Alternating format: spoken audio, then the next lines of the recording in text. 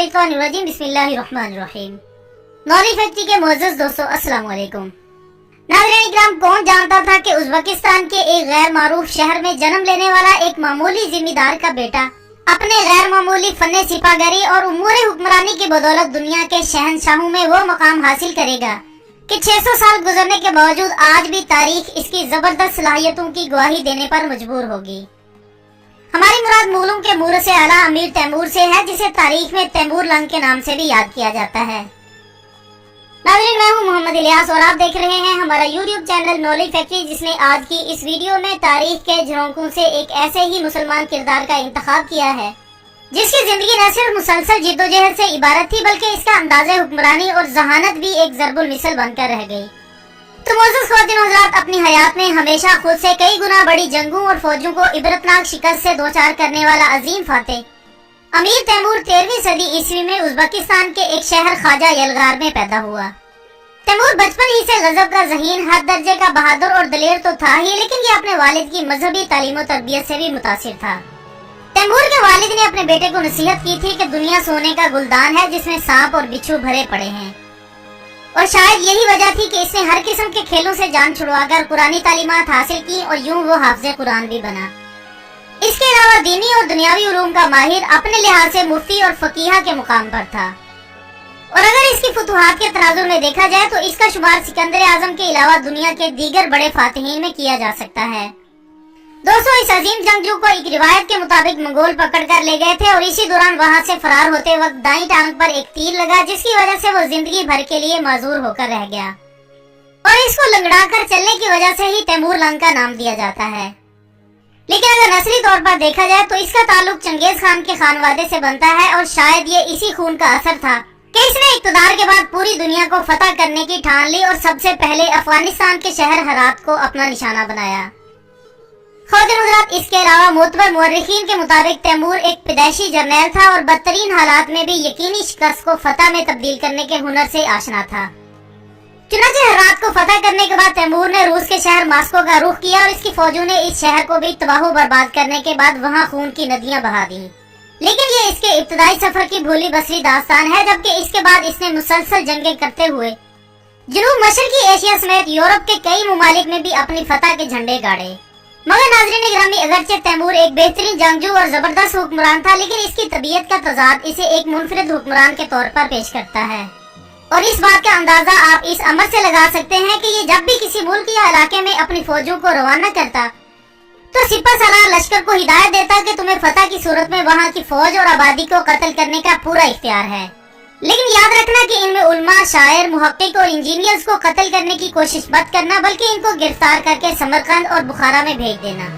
और दोस्तों, शायद यही वजह है कि इस अहद में ये दोनों शहर इल्म और हिकमत के हवाले से पूरी दुनिया में मुमताज समझे जाते थे, और अमीर तैमूर बड़े ही फख्र के साथ कहा करता था कि इस मुल्क में दुनिया के हर शोबे के माहिरीन एक माकूल तादाद में मौजूद हैं,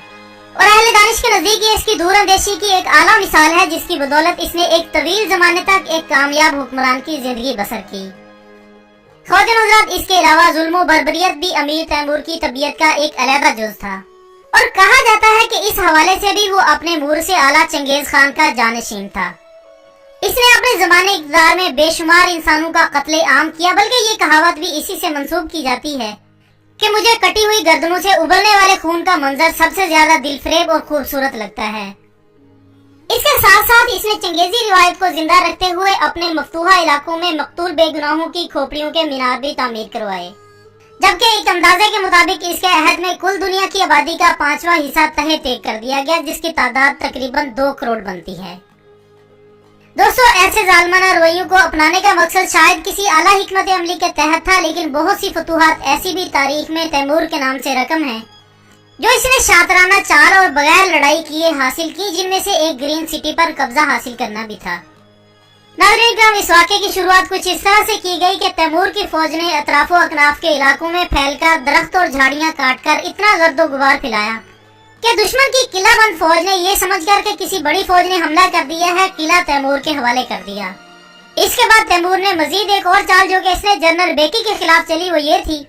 कि उसकी फौजों के अतराफ में रात के सन्नाटे में मुख्तलिफ मकामात पर आग जलवाकर ये तासुर दिया कि तैमूर के साथ कसीर फौज कैंपों में मौजूद है।